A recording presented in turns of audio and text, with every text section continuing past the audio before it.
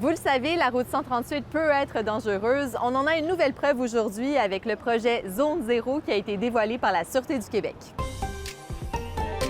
L'initiative a permis d'identifier 2 secteurs à risque élevé de collision mortelle sur la Côte-Nord. Ces tronçons se trouvent au kilomètre 943, en face du parc Dominique à Port-Cartier et aux abords de la ville de Sept-Îles. Dans cette municipalité, 2 zones sont ciblées, celle située près du parc Ferland et celle entre le centre-ville et la plage Lévesque. Avec son plan Zone Zéro, la SQ compte resserrer la surveillance routière de ces secteurs. C'est reparti pour un tour. Depuis minuit cette nuit, les États-Unis imposent des tarifs de 50 sur les importations d'aluminium et d'acier. Selon le syndicat des métallos, il y a peu d'effets à prévoir dans la région, il y a peu de transformation de fer ou d'aluminium, ce qui nous protège. Du côté de l'Association de l'aluminium du Canada, on parle cependant d'effets dévastateurs à l'échelle du Québec. Dans tous les cas, les négociations se poursuivent. Le Canada espère parvenir à une entente avec Trump d'ici le sommet du G7 qui se déroule à la mi-juin en Alberta.